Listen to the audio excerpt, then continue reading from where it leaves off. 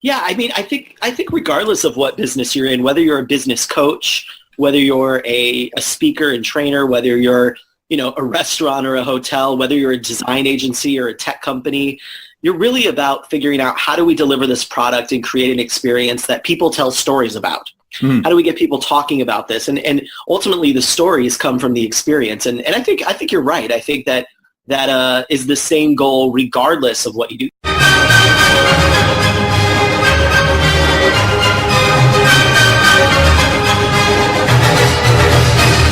So you're a smart business committed to innovation, to service and to modern marketing. And you're asking, what's next? Wondering how you can become even more innovative. My name is Jürgen Strauss from InnovaBuzz, and this is the InnovaBuzz Podcast, where we share all kinds of tips, advice and interview guests on all things innovation and leadership in modern marketing. Hi innovators, it's great to be back. I hope you've had an awesome week so far. I'm really excited to have on the InnovaBuzz podcast today as my guest, Mike Ganino, who's the author of Company Culture for Dummies, a new book which is due for release in May. Mike is a keynote speaker, a coach, and an employee engagement consultant. He helps companies create cultures that engage teams, that thrill customers, and drive bottom lines. I love that triple bottom line analogy. There's a lot of really valuable content in today's episode where Mike and I talk about customer experience, we talk about employee satisfaction and retention, and we talk about the impact of leaders on the company culture and the company culture's impact on bottom line results. Without further ado then, let's fly into the hive and get the buzz from Mike Ganino.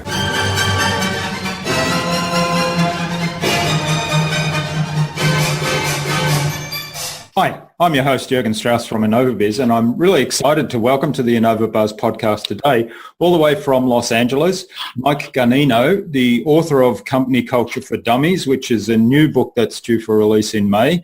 He's also a keynote speaker, a culture and employee engagement consultant, and he helps companies create cultures that engage teams, that thrill customers and drive bottom lines. And I love that triple sort of hammer there.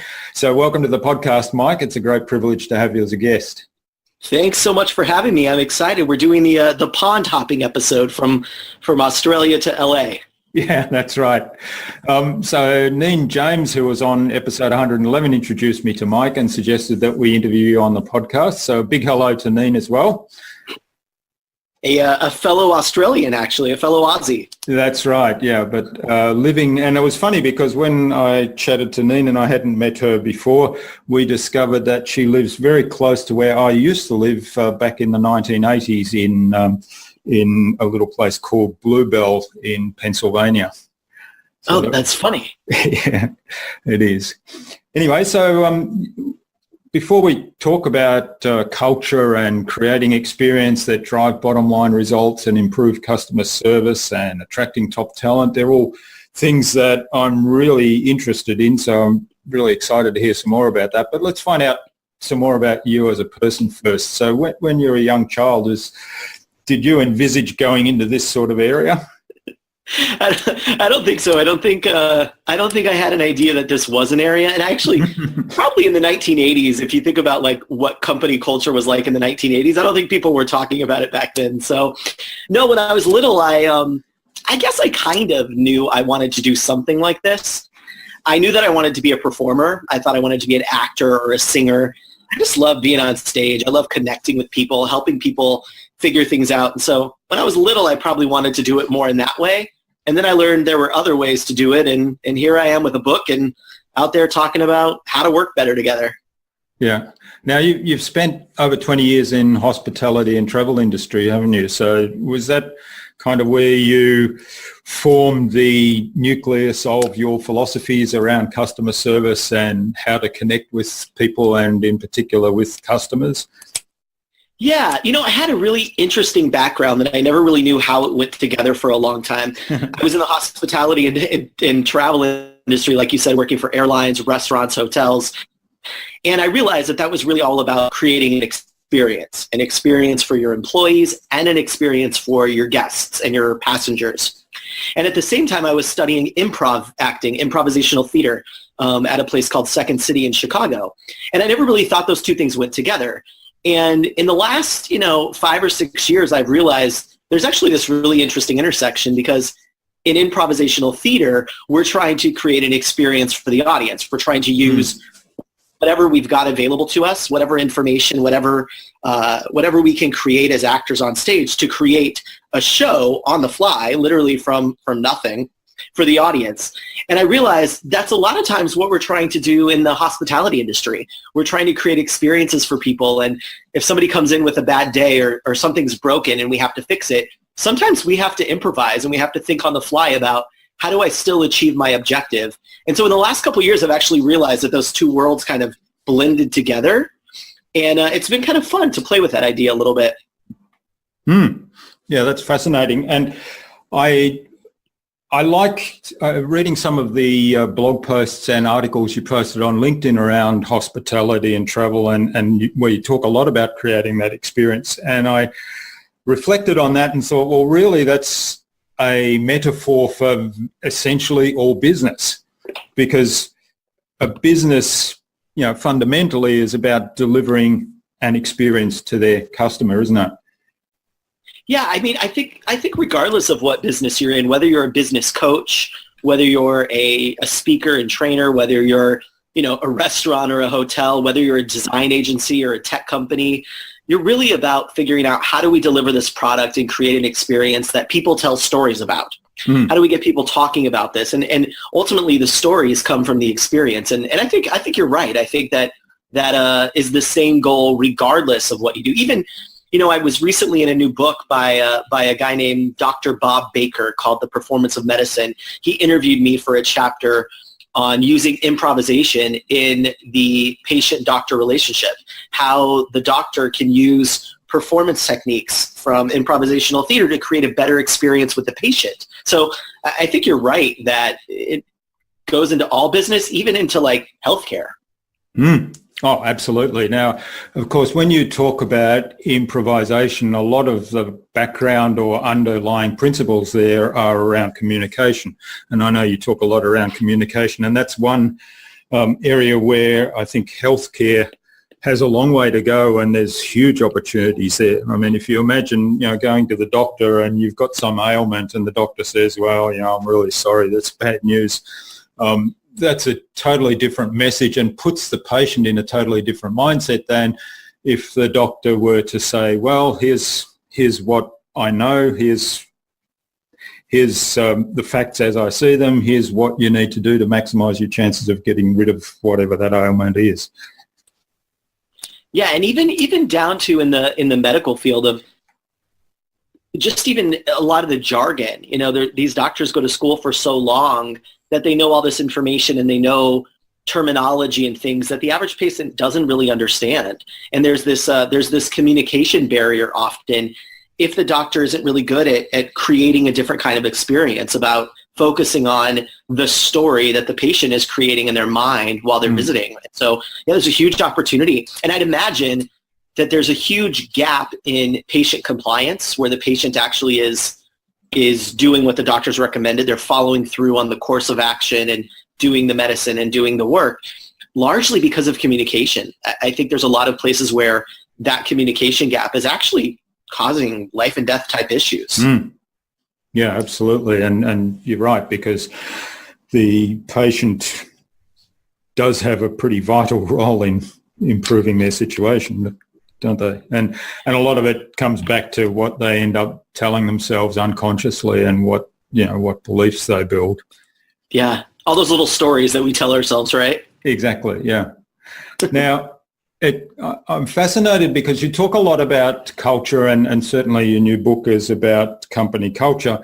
I'm fascinated because you mentioned earlier about that was something that wasn't around much in the 80s. Now, I remember back in the 80s when I was in my corporate career, and there was a lot of work done in our company, and I'm sure other companies did the same thing around mission, vision, values, and talked about culture. And a lot of the times I was kind of like, oh, what is this thing, really.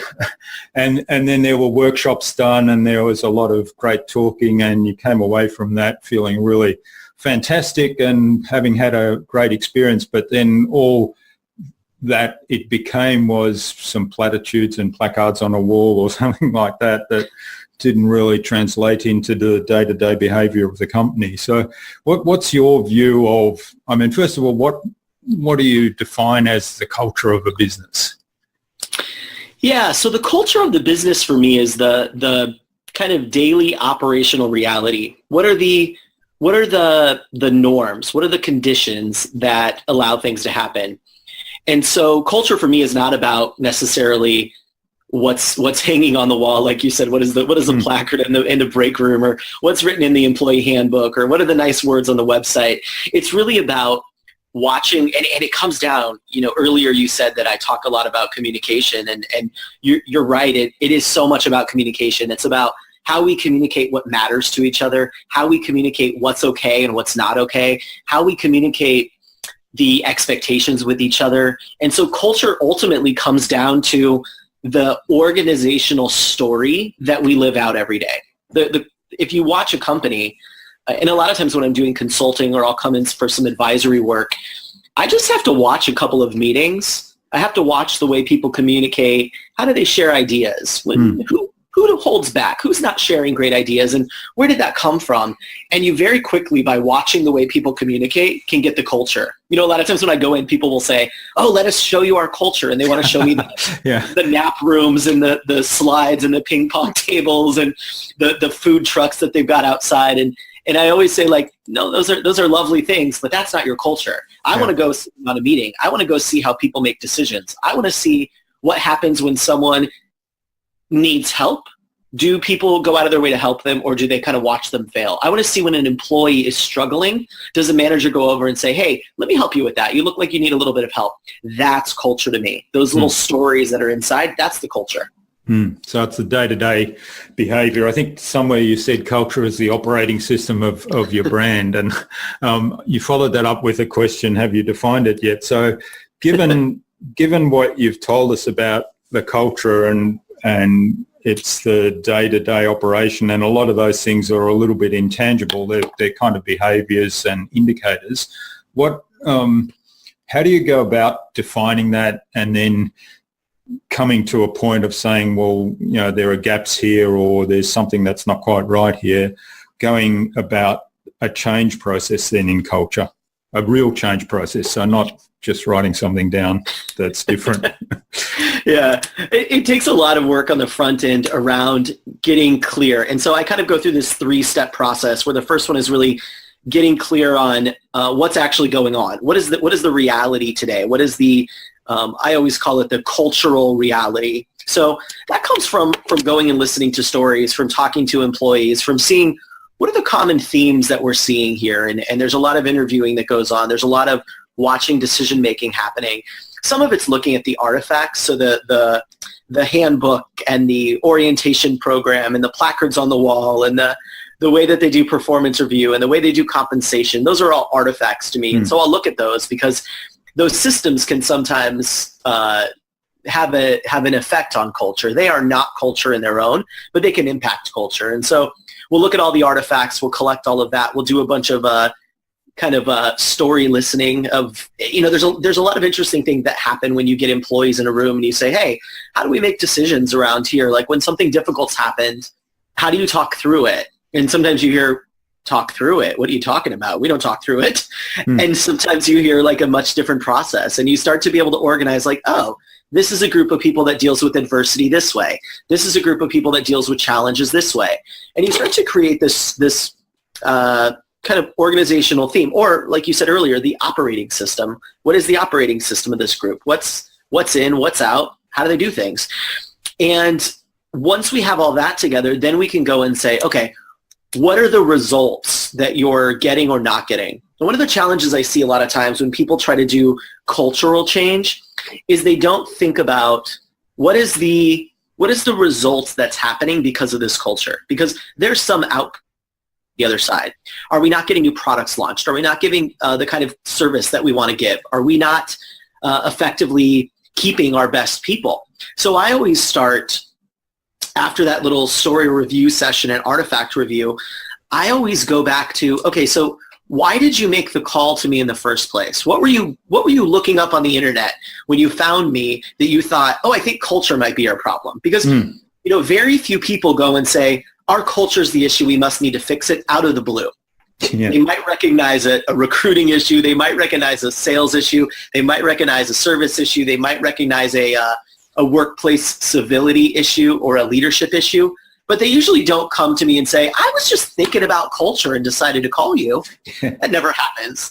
And so I find that by getting clear on the business result that is an issue, we can then say, okay, let's work through solving some of these culture problems that we uncovered in your story by thinking through how we're going to solve these business issues. And it's a little bit of a different process because a lot of the culture consultants come in and they do exactly what you said. It's like, hey, let's define your mission and vision and values and put them on a wall and have a culture change meeting. And it's like, that's not how groups of people change. That's not how shifts are made. Yeah.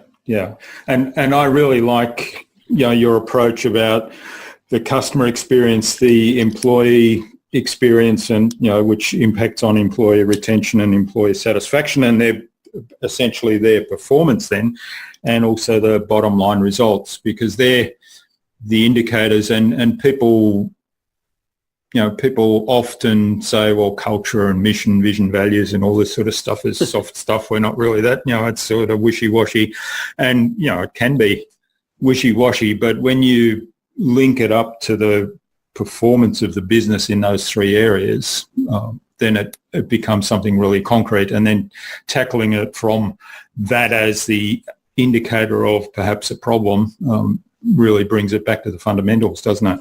That's right. And you're exactly right in saying there's this idea that these things are wishy-washy, and I actually agree that most of the time they are, because they're often just things put on the wall. So of course they're wishy-washy because they're just the nice stuff we tell each other when we want to say nice things to each other. We talk about our values and our mission, but we don't actually use it every day to run the business. We don't actually use it to say, hey, is how this person behaving, is that in line with who we are? Are we going to go say something? I just saw a senior leader do something that's not in line with our espoused values. It becomes wishy-washy when you decide to do nothing. Then it's wishy-washy. Then it is the soft stuff because, it's so soft it doesn't even stand up to the first time someone challenged it. Yeah. It becomes the hard stuff when you say, you know what, I got to go have this conversation. Yeah, which brings up a great question, and that's what's the role of the leader in that organization or in any organization in terms of building a great culture and building a culture of service. And that's always something that I can look at things. I'm not an expert in this area, but I can look at organizations and think, well, there's something broken from the top down there. And because it's like you say, there's things that happen that aren't in alignment with what they say is their culture or their mission, vision, values.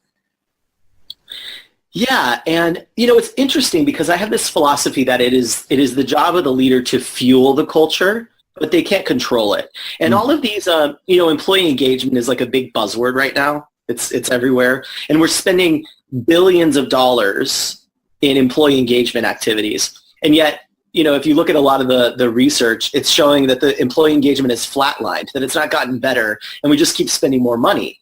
And I think it's because we're approaching employee engagement as if like the employees need us to come in and shake them up and keep them entertained like they're children at work. And the issue is that that's not really where engagement comes from. We keep thinking that the issue of engagement is that the employees have an engagement issue.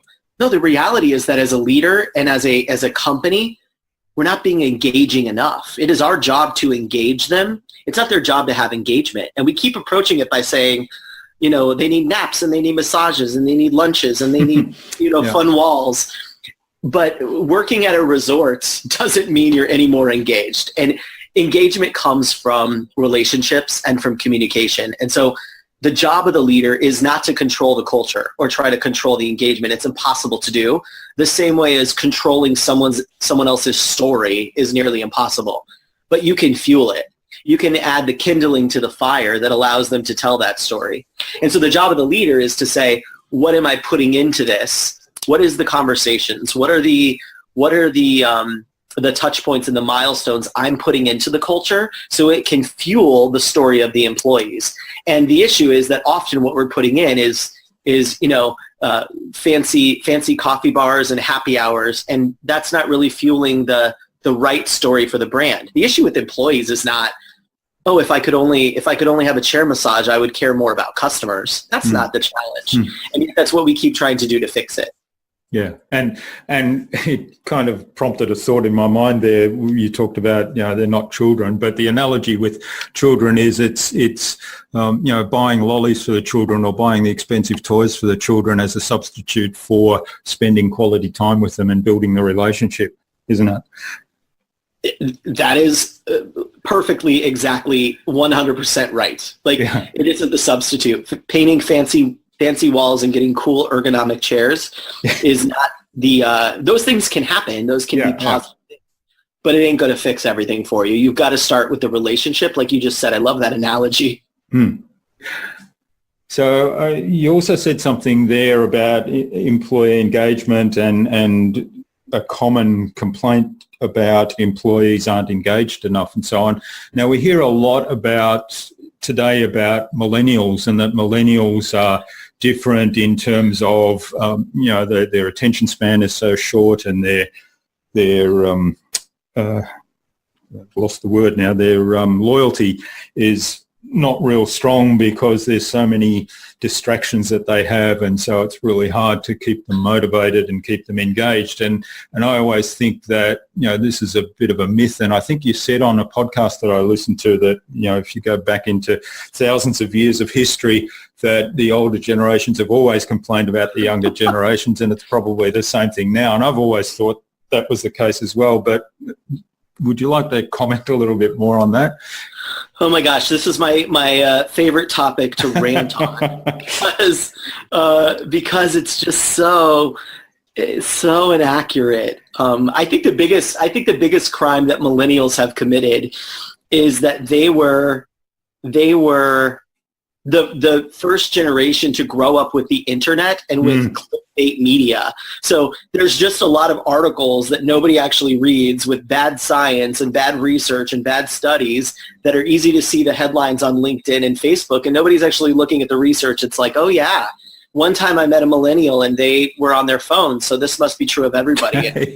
I think when you generalize, whatever the number is, 100 million people or something in this group, you make big mistakes of generalizing that. And so, I always think about my grandma, so my grandma is not a millennial, obviously. And I think about when she was at work, there were just different options. The internet changed our options dramatically. And so if my grandma was going to work every day, and my family is from a small, rural town, and where she grew up, I grew up in California, but she grew up in a small town in the Midwest of the United States, and kind of country area, and she didn't have many options. So if she went to work and the job was not good and the boss wasn't nice and she didn't really know what she was working for, she just came in and punched a clock and did the daily production and then left, she didn't have a lot of options for another job. She couldn't go on the internet and find another place to work. If she wanted to apply for a job, she had to physically show up at the building with a paper to fill out. And the ability to figure out who was hiring and where to go. I mean, if the newspaper only came out once a week, that was the only time you could find a job. And so there weren't the options. So if she was unhappy and felt unmotivated and didn't feel like she had a purpose at work and didn't have, and you're, like you were saying, didn't have a relationship with her manager or the owner of the company, she didn't have choices. She couldn't go and create a t-shirt shop on the internet and start feeding it with Instagram and YouTube videos. That wasn't a choice. I think the difference today is that this generation has said to employers and to businesses, I don't have to work for you. Yeah. If you're gonna mistreat me, if you're not gonna help me understand, what are we doing and why are we doing it and why does it matter? And you say we're gonna grow, but what are we gonna grow into? And what is the work I'm doing? How is that helping us? What's the story of all my work, all my time that I'm away from my family and the things I love to do? What story am I creating here? If you're not going to tell me that as a business, then I have other choices. And that, I think, is the actual truth of millennials, is that it's the first generation that has been able to say, I don't have to work for you. Yeah, that's right. I think a lot of businesses don't understand that people today have a lot more choices, and perhaps they're still living in the past where they think, the employees are dependent on them for a living or whatever, and they don't have to build that relationship. But I was reading something recently, and it was about the baby boomers generation, my generation, so I'm dating myself here, and it was written in the 60s, and it basically talked about baby boomers being lazy and lacking attention and being disloyal and so on. But then it went on to say that that's all a myth, and that what they're actually looking for is they're searching for meaning in what they do. They're searching for meaning in their life. They're searching for meaning in their work. They're searching for, how they can contribute and what difference they can make in the world. And I thought, well, really, isn't that what everybody's looking for? Yeah, it's funny because if you do, it's like what you were saying. If you go back and think about, every generation has had that. Every generation. The problem is old people and young people. That's the problem, I think. I don't think it's actual generation. I just think it's the old people don't understand the young people. The young people don't understand the old people, and so they make up these stories about it. And there's actually a really old quote that's attributed to Socrates. There's some debate of whether he said it or not, and the quote says something along the lines of like, children now love luxury. They have bad manners. They have contempt for authority. They show disrespect for elders. They love chatter in place of exercise. They're tyrants. They're not servants of their households. They don't rise when older people enter the room. They contradict their parents.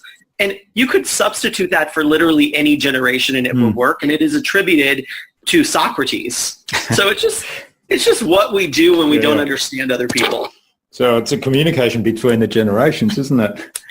Yeah. There's some interesting barrier there. Thoughts gone out of my mind now. I was thinking about. Okay, it's gone. All right, what's next? So you also talk about default thinking and limiting beliefs in terms of being barriers to making change. So talk to us a little bit about that.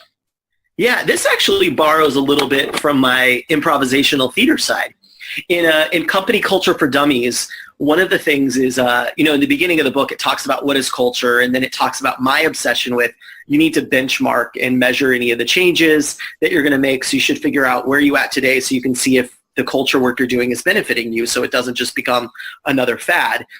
And then I immediately go into a chapter called Managing Ourselves. And I remember with the editor, they said, why is this chapter's a little bit, kind of spiritual, if you will, because I talked about managing your own energy, becoming aware of how your presence in a conversation changes it, and is it doing it the way you want?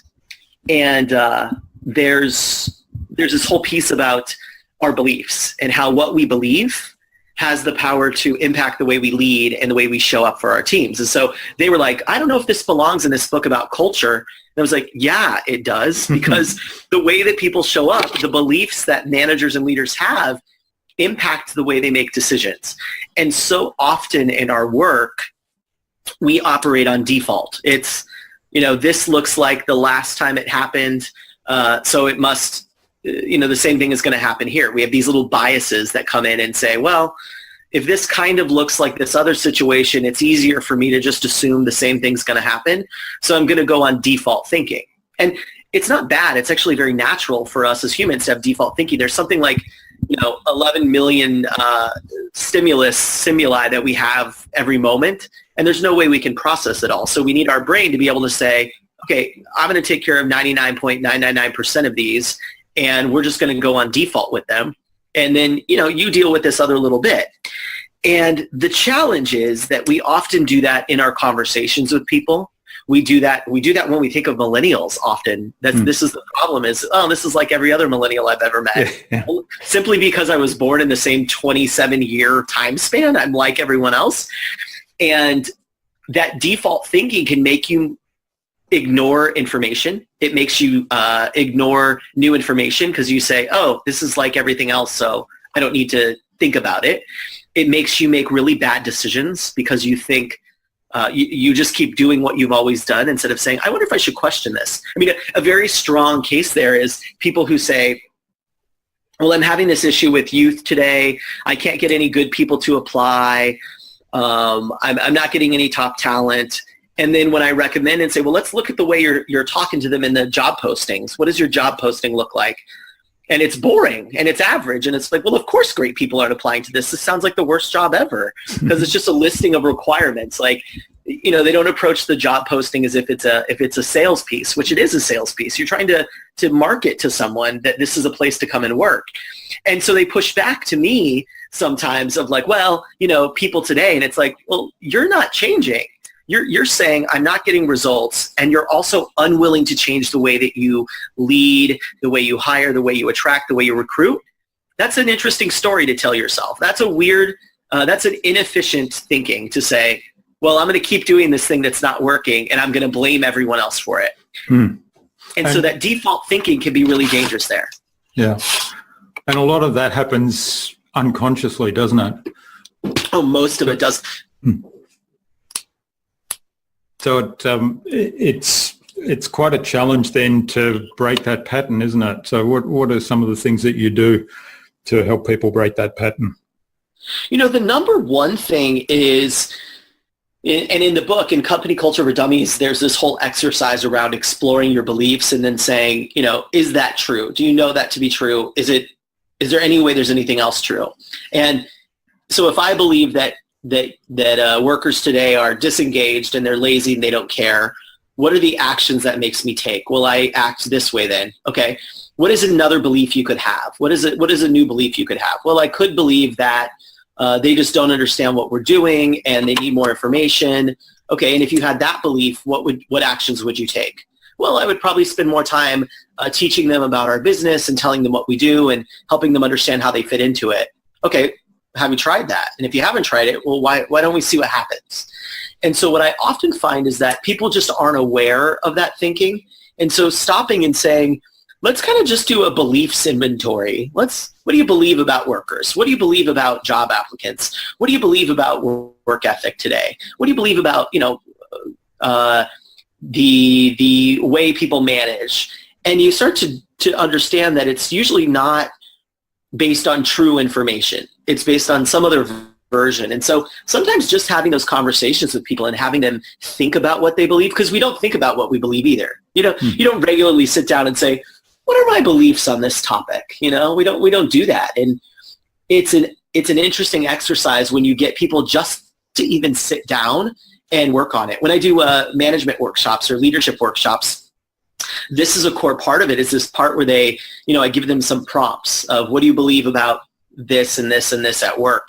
And they go through and they do some journaling and then we tell stories around it. And what's interesting is sometimes it's conflicting. Sometimes people at the same table will say, well, I believe this about work. Someone else will say, I believe this about work. And I say, well, those are two different things. So let's talk about what might the reality be and how would that shift the way you act. You know, the interesting disconnect is that people don't realize that they act differently because of what they believe. It's such a simple thing, but it so often happens that when I say to them, okay, so you just told me that you believe that employees are only out for themselves and they only care about, you know, getting ahead. Because you believe that, what actions do you take? And that is always an aha moment for people because they never realize that the little stories they tell themselves, that little story in their head about how people today are, that was impacting the way they treated them. And then I said, well, if you're treating them that way, how might they misunderstand that? What could their belief be? Well, if I didn't trust people, I might be withholding of information. I might be double checking their work. I might be micromanaging them. Okay. And if those are your actions, what beliefs might that make them have? Well, they might believe that I think they're a bad person, and they might believe that I don't trust them, and they might believe that I think they can't do things right. Okay, and if they believed that, what would they do? And you realize it's kind of like a vicious circle. That's right. And a lot of times people just never have stopped to think about it. They're so busy. Everyone's so busy. And kind of at the fundamental level, the beliefs underpin the culture, don't they? Oh, it ends up being such a part of it. If you go back to what we were saying before about the stories and how culture is basically, the operating system, and the operating system is basically a series of stories weaved together to create one big narrative. Well, these beliefs are the bedrock of that. These are the foundation of those stories we go and live. Fascinating stuff. I could go on and talk about this for ages, Mike, but I'm respectful of your time, and I think it's probably a good point in the interview to move on to our buzz, which is our innovation round that's designed to help our audience, and they're primarily innovators and leaders in their field with some tips from your experience. So I've got 5 questions. Hopefully you'll have some really insightful answers that will inspire people to go away and do something awesome. Let's do it. Yeah. So what's the number one thing anyone needs to do to be more innovative? This is one that I'm borrowing from the world of improvisational theater, and I think it's this idea of saying yes and. So one of the cornerstones of improv is saying yes and, which is the idea that you're going to accept whatever idea is on the table, which is the yes, like yes, that works. And then the and part is contributing to it and making it better. So often in meetings, or even meetings in our own head where we're just talking to ourselves about an idea, we say yes, but, like, yeah, that's a good idea, but it could never work because of this, this, and that. Yeah. And that stops creativity. It stops creation because we've halted it. Instead of saying, well, what would it look like? We keep saying, well, it won't work because of these reasons. And so I think the number one thing people can do for innovation during meetings, during brainstorming, during product ideas, during service ideas with your customers, and even in your own head, if you're just sketching out ideas, is to stop saying yes but to your ideas and start saying yes and. How can you take them and just make them a little bit better? What can you keep adding to it? And then you'll end up somewhere at the end that's totally different than where you started, but that only happens because you kept saying a series of yes and. That's great advice, and there's nothing that kills an idea more quickly than the word but. Nothing. And it's so funny when I watch teams work, managers say, my employees aren't bringing any good ideas. I have these meetings and no one even shows up and says anything. And I said, well, let me watch what happens. And then they'll have a meeting and the first employee puts an idea on the table, and guess what the manager says? Yeah, yes, but. Yeah, and it's like, well, of course they're not bringing ideas. Every time they do, they get shot down. Yeah, and the yes part of it is kind of like a pat on the head, a patriarchal pat on the head, and then but it's not going to work because it's like passive aggressive, right? Yeah. All right. What's the best thing you've done to develop new ideas or new products? For me, it's really been about reading about things outside of my own circle. So it's very easy for us it's very easy for me to read other books on culture and other books on even using improvisation in a business sense. There's some books on that, and what I've learned is that I just keep patting myself on the back for like, yeah, I'm doing good work because these other people wrote a book like mine. And what I've learned is that innovation for me, new ideas for me, come from looking at other worlds. And so reading books about things that have nothing to do with my area. I read a book recently about Cirque du Soleil, that big kind of like entertainment circus show. And that was interesting about how they create things. And I thought, oh, that's interesting. I wonder where I can bring that. I've learned a lot from reading books about not even innovators, but people doing things in other fields that have nothing to do with culture. And I've learned, oh, that's interesting the way they work together on that project, how that team assembled itself. And so for me, reading has been a really great source of innovation because I often can connect other people's worlds to my world. And it's actually kind of a yes and thing, right? I'm listening to their content and I'm saying, and what we could do with it is this also. And so for me, reading is a really big way I innovate. Yeah, that's great advice. And I find that from time to time when I observe something or watch something or read something different and think, how can I bring that in? Because again, like you, I read a lot of books in my area, around marketing and communication. And a lot of the time I kind of catch myself and say, well, I'm not getting a lot of value out of it because I think to myself, well, yeah, I'm doing that. That's really good. And that supports what I'm doing over here. So, there's another reason why what I'm doing is a good thing, but it's not really challenging me to improve. Right. It feels good. It's like, ooh, I'm smart. Yeah, that's right.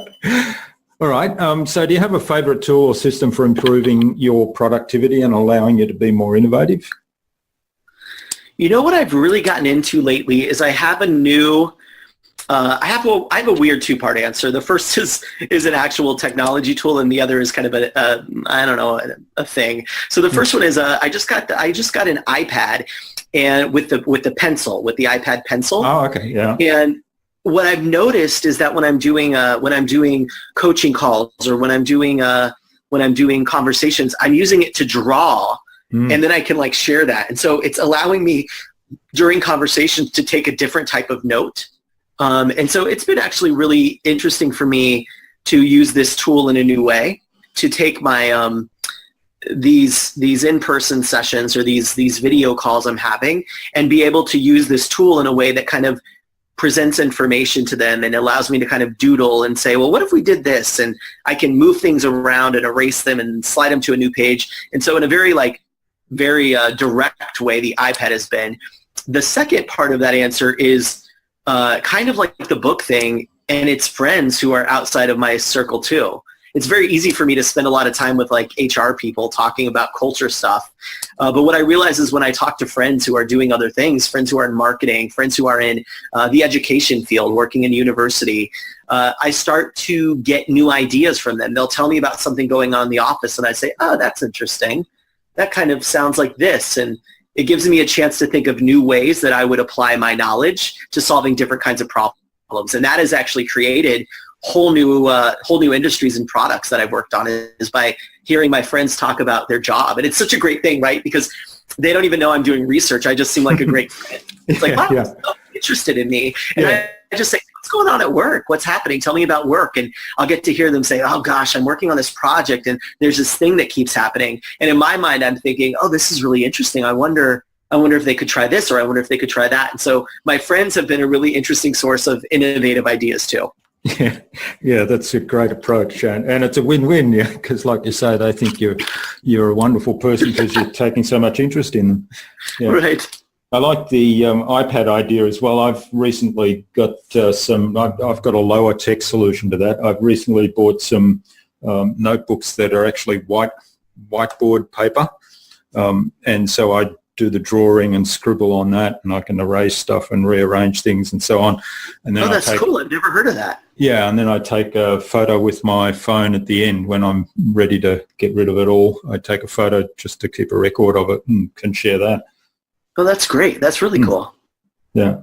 All right. What's the best way to keep a project or a client on track? I think the number one reason that I guess I'll work backwards. The number one reason that things don't stay on track is that most people aren't clear on where they're going in the first place. That so often we start projects without a clear destination. We get really clear on the strategy. We're going to have weekly meetings, and we're going to do this, and we're going to do that, and we're going to do the other. But if you ask people, like, what does this look like if it's going well? Like, what have we achieved that this is all working? I find often that I get very different answers. And so what happens then is that everyone starts rowing in slightly different directions. It's as if we all got into a car at point A and we didn't know that we were going to point B, and somebody said, okay, everyone go forth. And we got to a stoplight, and it's like, well, I decided to go left because at the moment that seemed like a good choice. You decided to go right because that seemed like a good choice. And Neen James decided to keep going straight ahead. Well, of course we didn't end up in the same direction, and of course we ended up sidetracked, and it's because we didn't all understand where we were going. So in the moment, we could use whatever information was happening to make a new decision. So I always think it's really good to get a very clear story about this project is going to be, a 6-month project, and this is what I think it looks. No, lost the audio there. In nuances of it. Oh, we lost audio for a moment there, so hopefully most of that was clear. So you talked about a clear story to basically being clear on the end result, but then also having a clear story as to how we're going to go about getting there. Yeah. So it's all about having a very clear idea of what does this look like when it's all going well so that everybody can see that in their mind. They can envision it. And then it's easier to work towards that. We all know it. It's like the idea of it's very hard for us to achieve something if we don't know what it looks like. But once we know what it looks like, it's much easier for us to achieve it. All right. And what's the number one thing anyone can do to differentiate themselves? This is going to sound really boring. This is not a sexy answer. The number one thing I think is such an issue with teams, and it goes back to my yes and idea. It goes back to what you said earlier about giving the kids lollipops to keep them happy. It goes back to giving people nap rooms and massages and happy hours. But the number one thing you can do to differentiate yourself as a leader, as a team, as a service provider, as a business coach, is listen better. Be a really good listener, because just so many people aren't. And when you do listen to people and you really listen to understand their story, that's how you can differentiate yourself. You make yourself stand out quite a bit when that happens. That's great advice. And, you said that may not be sexy or unique or anything, but it's probably those things that people feel, that's not that kind of exciting. Perhaps are the ones that if they got more attention, if people spent more time doing, then they would differentiate themselves. Yeah. And we have enough sexy stuff. We have all the, we have the iPads and the iPhones and the fancy offices and the lollipops. We got all the sexy stuff. So we could use a little unsexiness and just be better listeners. And then I think we'd really, it's funny when I go into a business and I hear somebody talk about a manager and I say, tell me about a great manager here. Almost always it's that the person is a really great listener is what makes them stand out. Mm-hmm. Yeah. And it's, it comes back to, you mentioned earlier about taking an interest in what your friends do, which was kind of research for you, but that's listening as well. And it just builds relationships, doesn't it? Strengthens relationships. It does. It does. And it creates a better operating system for our friendship, and it creates a better operating system for your brand.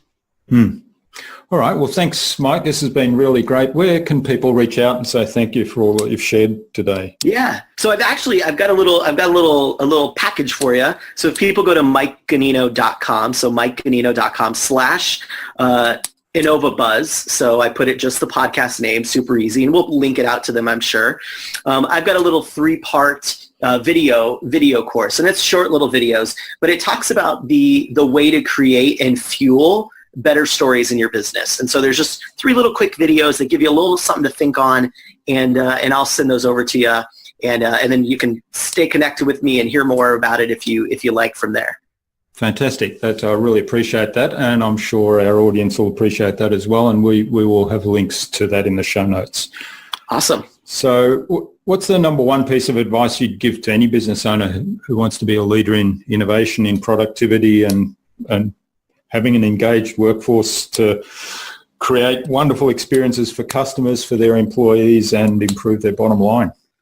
The number one piece of advice I would have is besides buying company culture for dummies, because then you have all the advice you need, no matter what you want to do. But the other piece of big advice I would say is to what we said earlier, to really think about, is what you believe, the little stories you're telling yourself, are they true?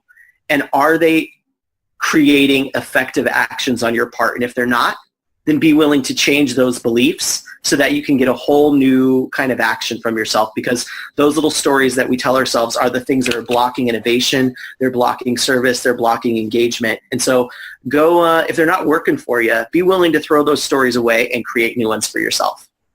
That's right. Well, my business coach, one of her favorite questions is, how's that working for you? Once we get to that point. So, and if you can't answer that with, well, it works really well, then it's exactly like you say, well, let's try something different. Let's throw it away and try a different behavior and maybe substitute the belief. So great advice. All right. Well, finally, who would you like me to interview on a future InnovaBuzz podcast, and why? You know who I think you would have a lot of fun talking with is my friend Anise Kavanaugh, and Anise Kavanaugh has a program called the IEP method, and she's got a great book called Contagious Culture, and her book really, really goes deep. Her whole method goes deep on how our energy, the way we show up in the world, how it impacts how other people perceive us. So for business coaches, for business leaders, how your energy impacts how other people perceive you.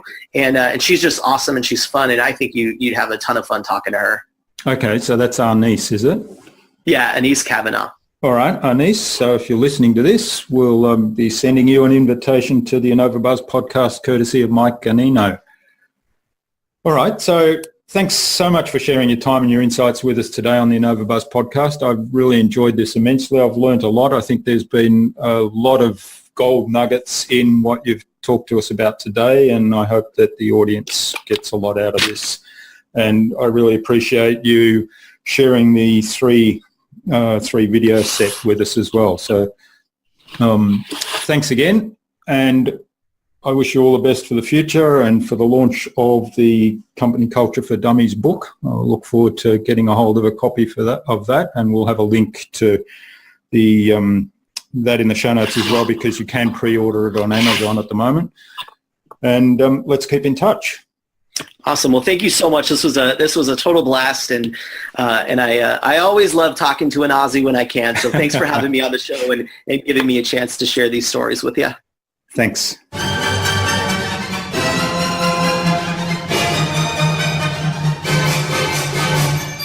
That was another fun and hugely valuable episode. I hope you enjoyed hearing from Mike as much as I enjoyed the interview. All the ideas and tips that Mike shared with us can be found at innovabiz.co/Mike Ganino. That is MikeGanino, all lowercase, all one word, innovabiz.co/Mike Ganino. Just a reminder, it is .co, not .com. Now you'll find contact information for getting in touch with Mike there, as well as links to the website and the book Company Culture for Dummies. Mike has also generously made available a 3-part video series just for our listeners, helping you to create and fuel better stories in your business. You can get that by visiting mikeganino.com/InnovaBuzz. That's mikeganino.com/INNOVABUZZ. Mike suggested I interview Anise Kavanaugh, founder of the IEP method, which is International Energetic Presence, and author of the book Contagious Culture, on a future InnovaBuzz podcast. Sounds fascinating, and I'm really looking forward to that interview. So Anise, keep an eye on your inbox for an invitation from us to the InnovaBuzz podcast, courtesy of Mike Ganino. Stay connected. Head on over to iTunes or Stitcher or Pocket Casts and subscribe to the InnovaBuzz podcast so you make sure you'll never miss another episode. We'd also love you to leave us a review, because what you think matters. Take some of the ideas you've heard today and apply them in your business. Any thoughts, ideas, suggestions or questions, share them in the comments below the blog post. And remember, if you want to get better marketing results than you ever have, join our fantastic LinkedIn community at the Transformational Marketing Academy. All you have to do is go to innovabiz.co/TMAC. It's free to join. Hope to see you there soon. Until next time, I'm Jürgen Strauss from InnovaBiz. Remember to be awesome and keep innovating.